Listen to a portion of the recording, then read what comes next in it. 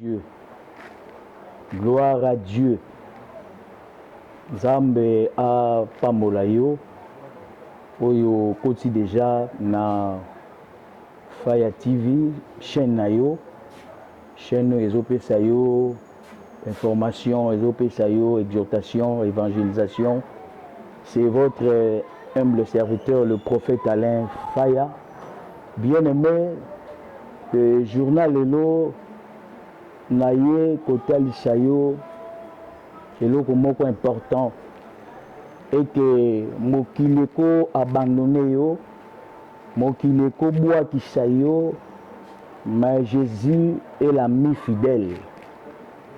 Bien-aimé, na mokili yo tozomona combien de fois bato misusu basunga bafamille et babandaki kobenge yaya na biso, mais lorsque mbongo esili bato bakimi ye baabandone ye. Voilà pourquoi nalingi natali soki eza na papa moko eza na elombe moko, il s'appelle Jésus-Christ, le roi de tous les rois. Oh, pendant que nazoloba na senti déjà maman moko azoloba amen, et maman wana azo comprendre que vie na ye c'est Jésus. Oyebi otama la famille peut-être yo kaka mtozo connaître ba situation très difficile, oza mal compris na kati ya libota na yo. Non, tika na yebisa yo pendant que les hommes peuvent t'abandonner, eza na elombe moko il s'appelle Jésus-Christ ya tika yo te. Voilà pourquoi lelo nazotalisa yo oza à l'étranger place ozali ozomituna mukanda na ozwa jour nini. Et papa balongoli yo mosala brusquement. Donc c'est quand le que l'ami fidèle c'est Jésus. Et journal lelo motema na we si mama parce que oya benga yo za fidèle atiki yo te par otika yo te. Nzamba pambola yo parce que je comprends makambo. Et bien aimé, Jésus l'ami fidèle. Bible sur le banabiso na Jean chapitre 5 verset 1er à 10. Bible Zotal Sabiso raconte à Bethesda. Et la Bible dit il y avait un homme malade pendant 38 ans. Moutou Azaleki malade de 38 ans, bien-aimé. Nazoni tout na question moko. Et pendant que cet homme était abandonné, il botane Zalaki wapi. Ozolandanga très bien. Aujourd'hui, tout n'a pas parfois. Mais pourquoi on est dans la situation où et cet homme n'avait pas la force. Bible lobby, il fallait qu'il ange moko nini samai. Et oya il fallait qu'il makasi à côté na mai mtaliboso tabika. Mais cet homme n'avait pas la force. Oui, bien-aimé de Dieu, il posait la force té. Osali nyonso po luka musala ezosimba te. Libala na yo ebandaka bien. Parfois soki okomi na étape moko mibala azwa facture eza kaka place oyo makambo esimbaka te. Non, l'ami fidèle c'est Jésus. Nzambe atiki yo te, bien-aimé de Dieu. Pendant ozolanda ngai nayebi kozolela ozoloba nzambe ngai orphelin orpheline nakufela baboti ngai na kosunga nga. L'ami fidèle c'est Jésus. Bien-aimé, nayebi bato abandonna bango, batika bango na zamba, Yesu alokota bango. Parce que Yesu alokota kaka bato basunela atola ya peso valeur. Non, pendant que nazo lobawa, zamba pambola yo, zamba pesa yo valeur. C'est frère, ozo la pona nini? Pona maladie oza nango, pona stérilité oza nango, pona kiste wana balobaki na sambelo nom de Jésus-Christ. Place maladie ezalaki elongwa na kombo na Yesu Masia. La Bible dit cet homme était toujours là. Il voyait la bénédiction des autres. Vous savez bien aimé, parfois, si nous avons pamboli baninga misusu, il faut seper la bénédiction baninga faut seper lisayo parce que y a eu pétango ezali. Et cet homme voyait batu bazo pambwa batu bazo bika. Mais il y a tikali place boro na Bethesda. Bien aimé, tikala na Bethesda. kobunga te, sœur, frère, kokabanzo tonote pour nabiloka mokili, ça n'a pas de sens. L'ami fidèle, c'est Jésus. Tikalana Yesu, Yesu aropambola yo. Et cet homme, il était toujours là, à Zozela. Moment la bénédiction na ye. Et bien-aimé de Dieu. Et la Bible dit, le malade lui répondit, Seigneur, je n'ai personne pour me jeter dans la piscine. Quand l'eau est agitée, pendant que moi je vais, un autre descend avant moi. Cela signifie qu'il n'avait pas la force. Nazana mutute a osungangai. Maman place aux alliés au monde couple n'a pas problème. Lelo, l'ami fidèle Jésus, asima motema na yo. Na sambeli nzambe, mobali wana perturbation côté na mutu na ye.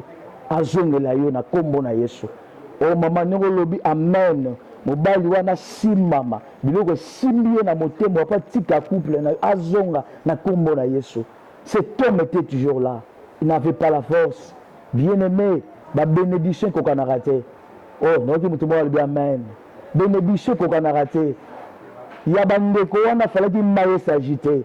Mais le roi de tous les rois, le lion de la tribu de Juda, oh, il y a Salamai, oh, le amen, oh, il y a Salaba ange.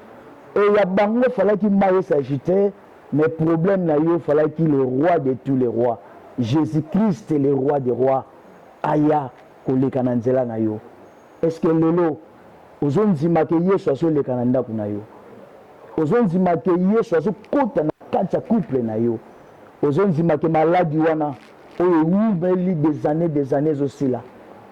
Ozonzima ke l'ami fidèle est capable maintenant on azoloba wa ozolela papa moko azolela na okende wapi?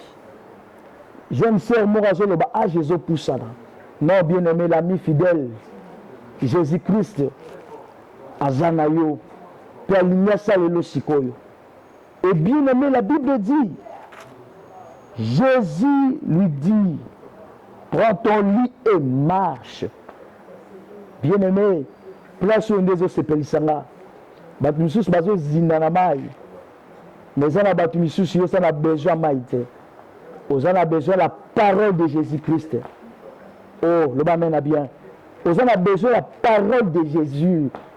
Parce que quand Jésus parle, makambo change aka. Celui Yesu alobi, makambo bongwanaka. Yesu apesa yo kimia na motema wana. Yesu apambola vie na yo. Bible lobi na ngai te feront la guerre, ne te vaincront jamais. Yo zana race ya bateau baza béni. Aux hommes à race à bateau la raté. Il n'y a pas de zéro sans histoire. Aux vivre bien aimé et ça soukate parce que la nuit fidèle a roulé kananzela na yo. Bien aimé de Dieu, cet homme malade pendant 38 ans, fallait qu'il nous colombe moko, journée moko, vie n'a échangé. Lolo na zone zima. Pendant que j'ai l'exhortation oyo, vie n'a échangé. Tu vas mener bien. Pendant que j'ai l'exhortation oyo, zamba peso ba solution mukanda wa nezo simbate. Pendant que j'ai l'exhortation oyo, zamba pesa yo musala. Oh maman je le la pona nini. Ba abandonner na famille. Ba tiki na famille. Il est écrit, maudit soit l'homme qui se confie dans l'homme. Yo se confie à la famille. Te lelo na ko tel so l'ami fidèle Jésus. Oya ko tika yo te pa ko tika ta mukolo moko te. Bien aimé ça na makamu susu po nzamba pambola yo. Faut batu misuba lo mwa pe na nzela na yo. Na raso lo ba mena bien. Tango za isolé na ndako. Ba tiki yo pa nini so ba abandonner. Oui. Ozo le la pona nini. Et ça na ba séparation misusu c'est important bien aimé. Nzamba zotala batu misusu za na bangola misusu simbate. L'homme sous tozo vanda ne pemeni bien aimé. Ozo simbate. Nzamba longo lié, ozo le la pourquoi? Et ça n'a d'autres séparations. Nzamba ko sala lorsque on comme isolé. Oh Jésus, lorsque on comme isolé, c'est le temps où l'ami fidèle Jésus va se manifester. Alléluia. Si Kaye soit se manifester, place babane ko tout kayo bien-aimé. Oyebi parfois na mokili, batiaka mutu mbelika na place asoka passe. Place oso bota te balobi akobota te. te lelo na yo kolongola parole wana parole nyonso baloba mpo na yo nazwi parole de Jésus-Christ parole positive parole ya Yesu Masiya oyo ezoloba ke yo kobota yo kobonga yo za na sete moza likolo makasi loba amen bien nzambe apambola yo makasi e ndeko oyo Yesu alobi prends ton lit et marche lelo nzambe azoloba na mama moko papa moko frère sœur prends ton lit et marche nakoti na ndako na yo nakoti na bureau na yo mpo na kotalisa ke bakolongolo mosala te peut-être bazopesa bajustification moko oyebi te ozotuna nasali nini basaleli oyo déjà complot na mosala fo balongola yo l'ami fidèle c'est Jésus bato yo tielaki motema na vie mobali oyo bande kobetela tolo lelo a changé face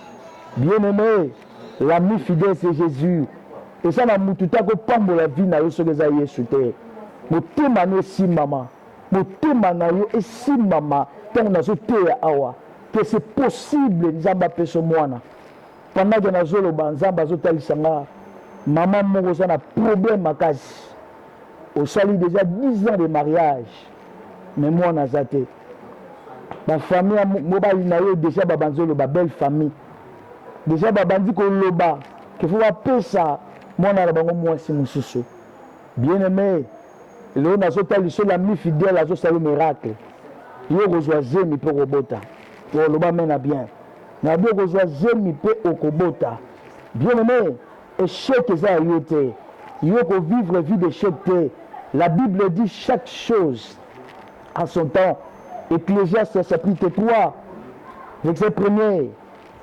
Ecclésiaste 3:11 il fait toutes les choses bon à son temps bien-aimé de Dieu nzambe apambola yo nzambe asala yo bolamu nzambe akotisa na badimensions élevées bien-aimé nalingi nasambela mpo na yo pendant ke nazoloba awa nazosenti ke yo mpo oza na Bethesda ozoyeba te nakende wapi nakosuka wapi na libala oyo nakosuka wapi na mosala oyo ozotuna nzambe age epusani ti sikoyo nazwi na mosala te non l'ami fidèle atiki yo te jeune sœur frère soki otali miroir ozomona mwasi kitoko me fiançai eza te nani akoloba no je t'aime nasambeli nzambe bamasque de vieillesse wana elongwa au nom puissant de Jésus-Christ nasambeli nzambe libumu wana batiaki yo biloko mpo yobota te lelo je déclare au nom puissant de Jésus-Christ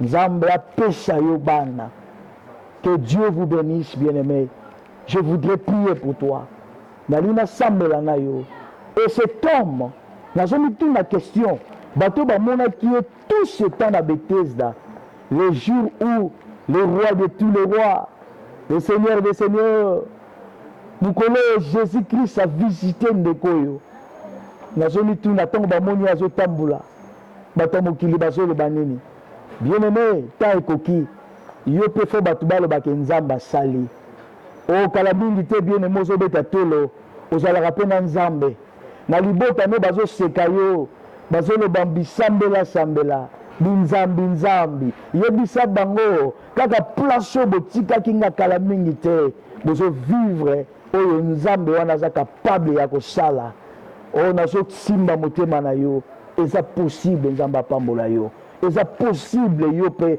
okota na rang ya bato bapambwama eza possible okota na cour de grand na longoli yo na nzela se mata likolo nom de Jésus-Christ na kotisi yo na barestaurant ya solo na kotisi yo na dimensions élevées bien-aimé nazosenti mutu moko azobeta maboko pendant ke nazosala baparole prophétique nzambe atombola yo nzambe akomisa yo na dimension ya makasi nzambe apesa valeur yo ozangaki valeur parce que mbongo eza susu te mais lelo l'ami fidèle Jésus azongisela yo bozwi azongisela yo beauté wana bien-aimé ozotala nzoto nolobi oyo eza yanga te nasambeli nzambe nzoto no ya malamu ezonga beauté na yo ezonga mbongo na yo ezonga yo ozwa bana yo ozwa mokanda frère eza possible yo ozwa mokanda eza impossible te la Bible dit tout est possible à celui qui croit est-ce que lelo konzimela Nzambe na biso, Jésus-Christ étant Seigneur et Sauveur.